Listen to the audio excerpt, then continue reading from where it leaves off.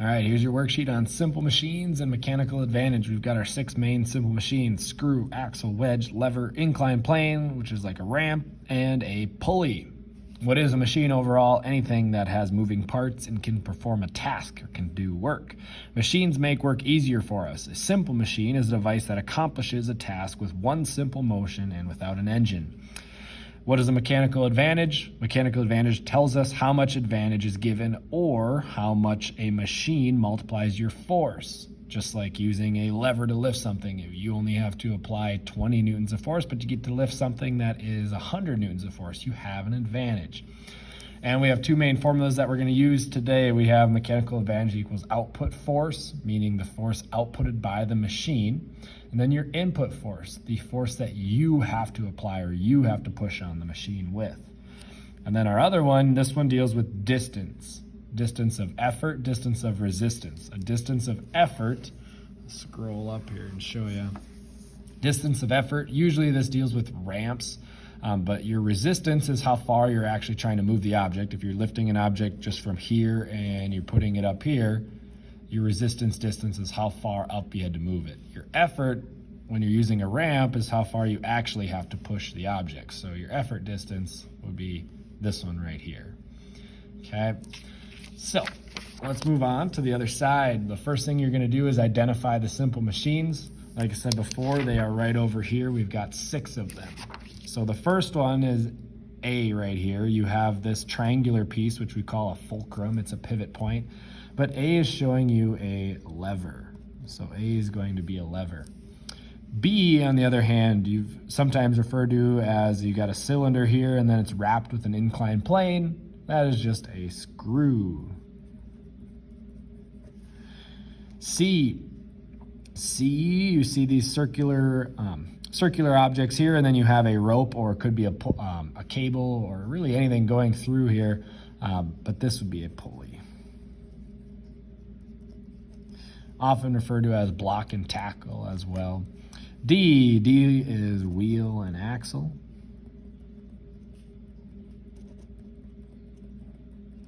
Wheel and axle. E is the ramp or the inclined plane. And then F looks like a machete, but a machete is essentially a very sharp wedge. Can take all the force that you're applying and concentrate it on just that little point there at the bottom. All right, now we're moving on to matching these. You have mechanical advantage, which these ones are actually matched just straight across. So mechanical advantage is how much a machine amplifies or reduces your force. So yes. None, well, none represents the units for mechanical advantage because we're doing output force over input force. So the units cancel out, or output distance over input distance, or resistance over effort distance. And then you've got DE, which stands for distance of your effort. So that's how far you move the object. And then distance of resistance is how far you would move the object without the simple machine.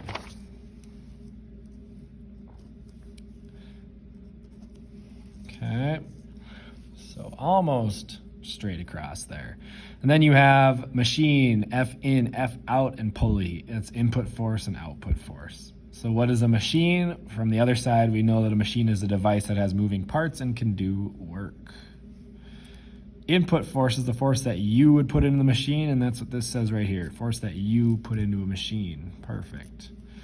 Output is what you would get out. So block and tackle, no. The force you get out of a machine, yes.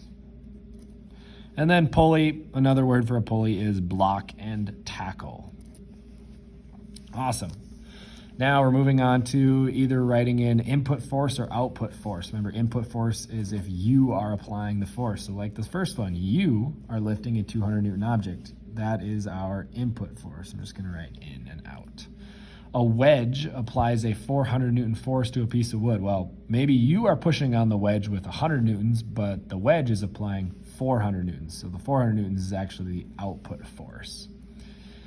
You push 240 Newtons on a lever. So if you are doing the pushing, that's your input force. And maybe the lever on the other side is applying an upward force of maybe 300 newtons. So you have a slight advantage there. You turn a screw with 30 newtons of force. If you are doing it, that is your input. A pulley applies 48 newtons of force up. Well, the pulley's applying the force. Maybe you're applying a force lesser than that, but the pulley, in this case, is the output force. Then over here, you've got distance of effort, distance of resistance. Remember back from the other side, distance of effort would be how far you are going to move the object with the simple machine. And then the distance of resistance is how far you'd have to move it without it. So in this case, you use an inclined plane to lift a car up 4 meters. Well, you're using the inclined plane, and so that is your effort. You use a 10-meter ramp to raise a car. Effort. You lift a 200-kilogram object up 2 meters. Well, you're not using a simple machine here. That is all just resistance distance. You're just putting it up there. You're not using a ramp. And then the distance you push down on a lever. Well, if you are doing it, that is your personal effort.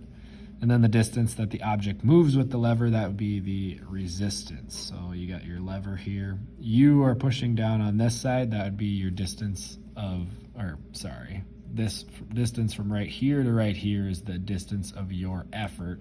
And then from the fulcrum to where your load is, or your weight, that is the distance of your resistance. So your effort's on that side, resistance on that side.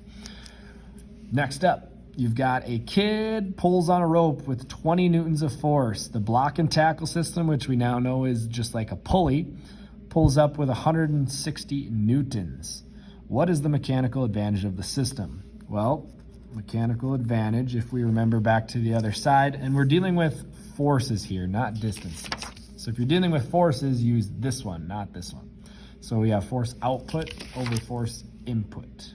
So F out over F in. So we know that a kid pulls on the rope with 20 newtons. So if the kid's pulling on the rope with 20 newtons, that is his input force. So 20 newtons goes on the bottom. And the block and tackle system pulls up with 160 newtons. So that's what gets outputted, or that is your output force. So 160 divided by 20, that would give you an answer of 8. And since we're doing newtons divided by newtons, there are no units for mechanical advantage. It is essentially a ratio. And so 8 there. So you assume you probably have about around 8 pulleys in this system if you've got a mechanical advantage at 8. Let's go to the right. A pulley system has a mechanical advantage of 4. How much force would be necessary to pull up a 200 Newton box? Well, if you had a pulley system here and you were trying to lift this 200 Newton box, what are you pulling down with? Well, we must have more than one pulley because we have a mechanical advantage of 4. There's probably at least 4 pulleys in this system. And so, well, if you have a mechanical advantage of 4, what would you only have to pull down with?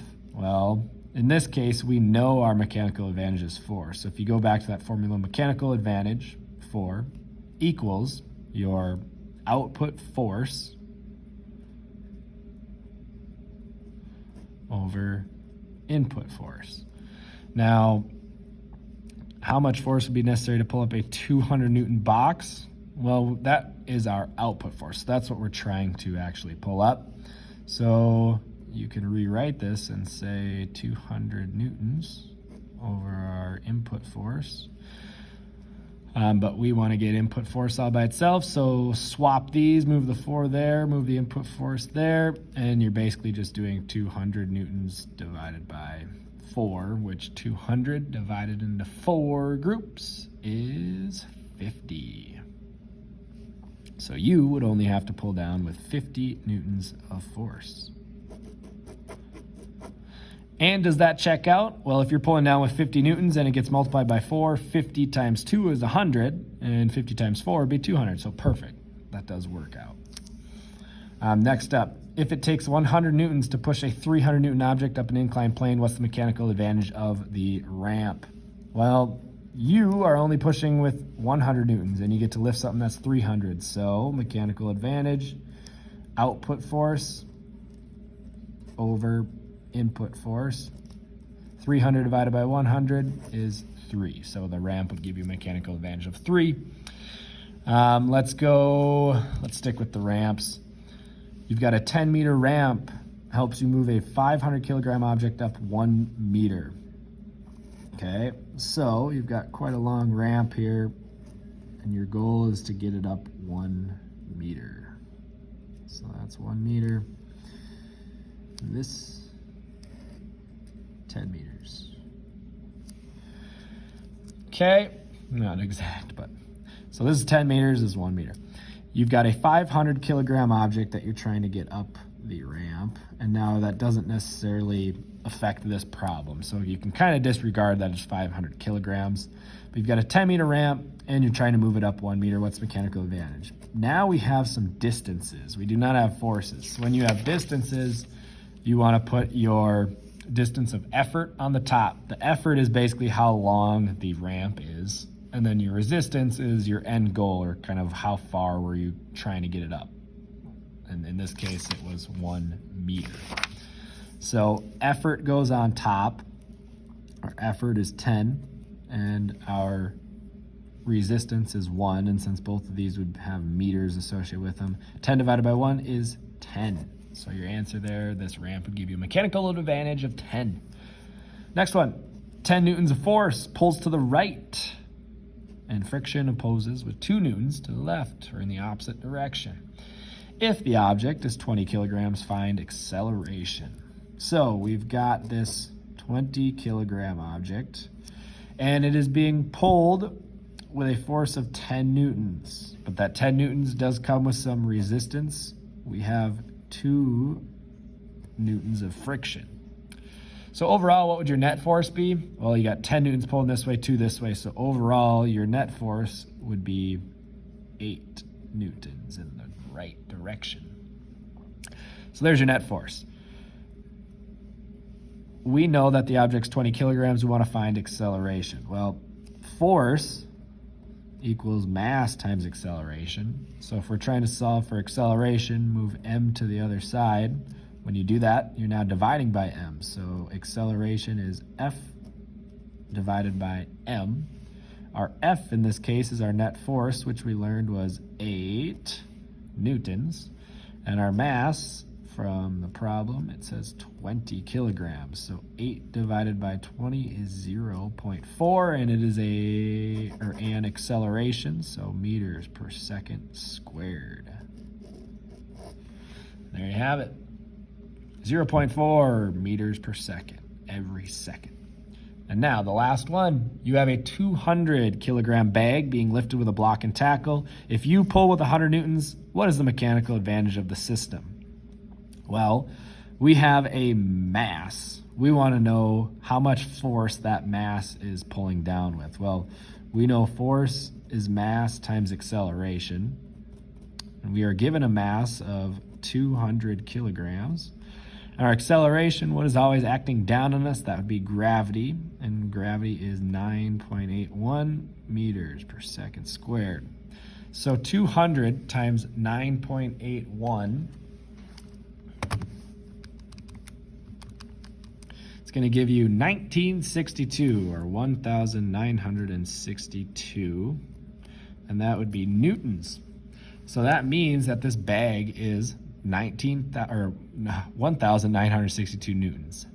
That is the weight of the bag. And you are lifting that bag with using only 100 newtons of force. You definitely have a mechanical advantage. Your force is getting multiplied quite a bit. How much? Well, if this is our output force, what we need to output, you divide output force by input force, which is 100. So 1962 divided by 100 gives you 19.62. And that is our mechanical advantage, 19.62. And that is the worksheet. So thanks for following along. Good luck. Let me know if you have questions.